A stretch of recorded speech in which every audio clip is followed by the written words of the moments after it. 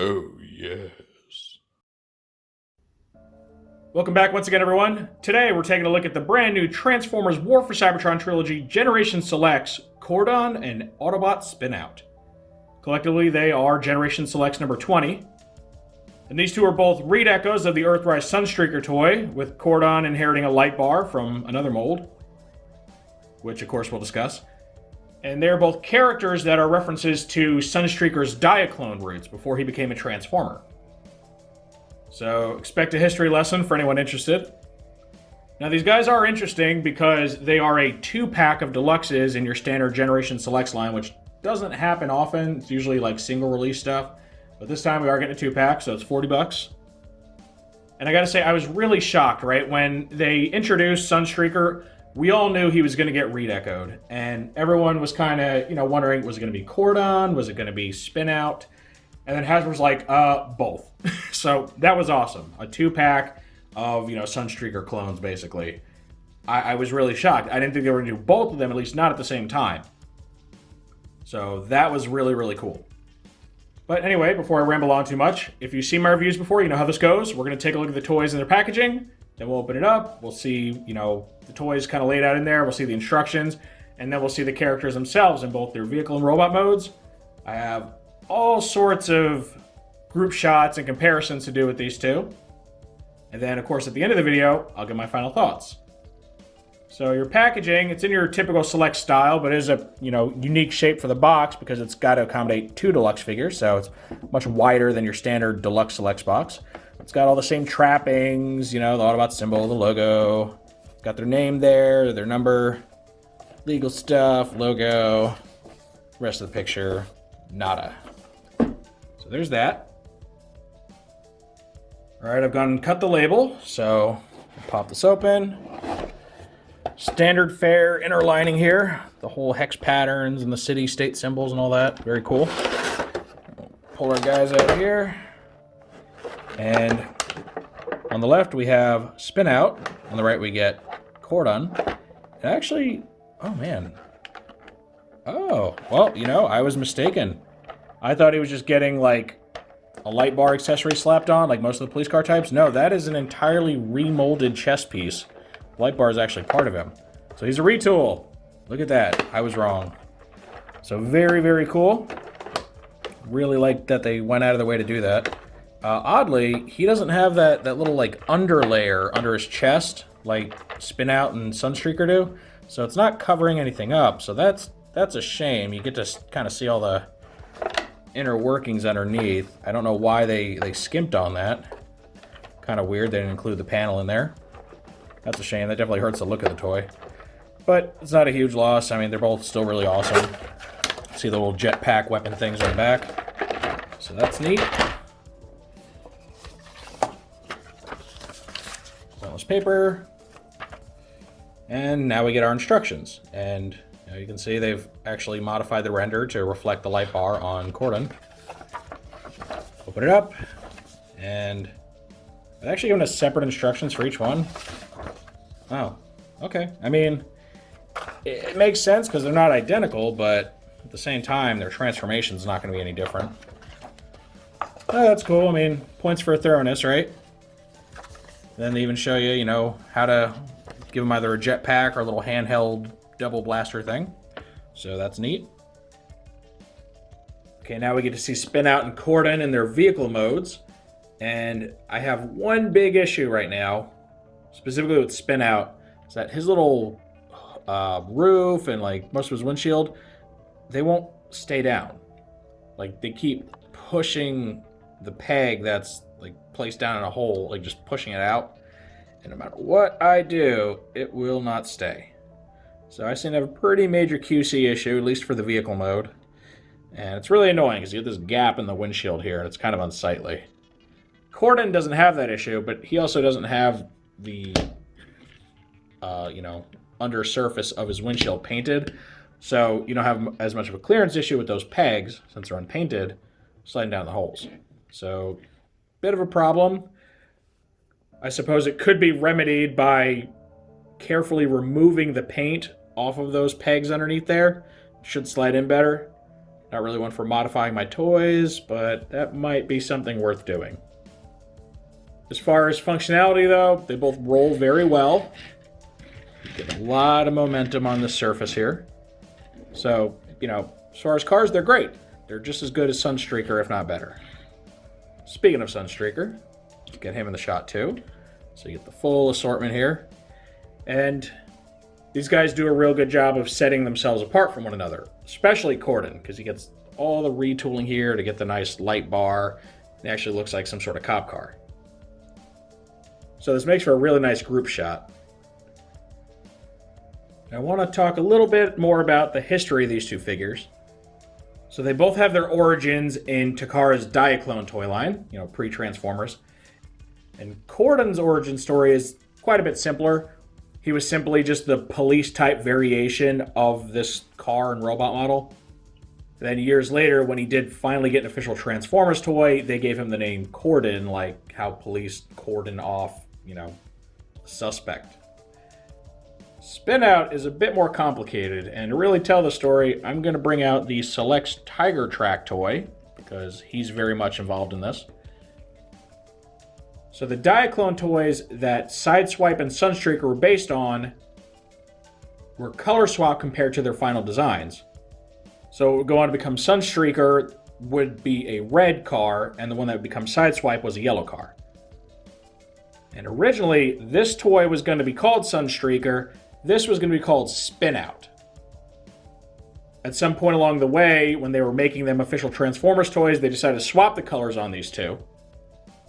So they transferred the name Sunstreaker to the now yellow car, and they changed this name from Spin Out to Sideswipe, and then transferred it to the now red car. However, this change wasn't caught by the time that they had actually developed the bios and tech specs for these guys, so their personalities are actually swapped between what they originally intended. And the biggest indicator of that is the fact that Sideswipe's tech specs reference a jetpack that the final toy didn't have, and that's because they were referring to this thing right here, the jetpack that was on Sunstreaker. Now, of course, the cartoon rectified this by just giving him like a separate jetpack that he could wear. But yeah, there's kind of the history behind that. So Sunstreaker was originally Sideswipe, who was originally called Spin Out. And then Sideswipe was originally Sunstreaker, though when they did officially make the yellow Sideswipe toys, then Sunstreaker's already taken, they gave this a new name, and that was Tiger Track. So there you go, history lesson for the day. Alright, now we get our look at these two in their robot modes. And they each bring a nice, kind of unique spin to this whole look. Spin Out maintains the whole sports car image that Sunstreaker has, whereas this guy straight up just looks like a cop car. So I like it. I like how you can get two very different aesthetics from the same mold. The whole issue with not having the underside of his windshield painted is still showing through here, and you can see this like black hinge on his belly and all that. And I really don't like it. I really wish they would have painted that. Aside from the QC, all their tolerances are good. Everything feels not too tight, not too loose. They don't seem to have any floppiness or real issues. The only thing about them that I find kind of odd is the fact that, unlike Sunstreaker, the little panels that their heads are on, these right here, they don't like snap into place. With Sunstreaker, kind of pops in there and it stays, and then you go ahead and close the chest. These guys, it doesn't, so that panel can dip down if you press down on it. And I don't know if that's just my copies or if that's all of them, but it's something that I've noticed that's a little weird. And it doesn't really affect the toy too much. You just got to be aware of the fact that you might accidentally push their heads down a little bit. Other than that, yeah, the QC is fine. Now, just like Sunstreaker, these guys come pretty bare bones when it comes to weapons. You can see their jetpacks here on the back, which are great and all, but that leaves them without any sort of, gun or anything.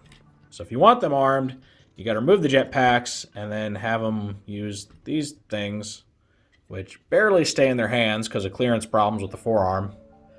But, yeah. They can hold them. Looks silly. They're like the worst blasters I've ever seen. But just like Sunstreaker, they can be armed if you want them to be. And, they look okay with it. No worse than Sunstreaker does. Speaking of Sunstreaker, here's a shot with him along with our 2 repaints. And again, the different colors used on these guys really just help to sell the illusion that they're very distinct characters despite being almost identical. Now, I will give these guys one bit of credit compared to Sunstreaker, who has an almost universal complaint from collectors for the fact that his car hood chest does not even come close to matching the yellow that's on the rest of his body. I mean, it really bugs people, really throws them off. And it's a problem that's so hard to pick up on camera because you can't really truly see it until you see this guy just with your bare eyes. But yeah, it is very off-putting. These two do a much, much better job of matching their paint color to their plastic. And again, that is a function of yellow paint. It's notorious for kind of taking on the color of whatever surface it's painted over. And in his case, because it's painted over this blue windshield piece, it starts taking on that kind of less warm quality from the blue, and therefore becomes a much paler yellow than this more, warm, almost buttery or orange type yellow that the rest of his body uses. Now, there is a way to prevent this. You simply paint over the surface in just plain white paint, and then paint over that with the yellow, and that'll usually neutralize the color. But that would significantly add to the paint budget of the toy, and, Hasbro's just not going to do that, sadly. So I will say these guys do improve on the uniformity of color over Sunstreaker. Now I'm going to do a couple more group shots for fun, just because I want to see how this turns out. First, we're doing the yellow Diaclone guys, which is sadly the smallest group. I didn't do too many of the Diaclone dudes in yellow, but at least you get to see Sunstreaker and Tiger Track looking really nice together. Next, we get our red Diaclone guys together. So you get Spin Out, Sideswipe, and Earthrise Ironhide. Bit of a bigger team than our yellow guys, but they're still not quite as impressive as the last group.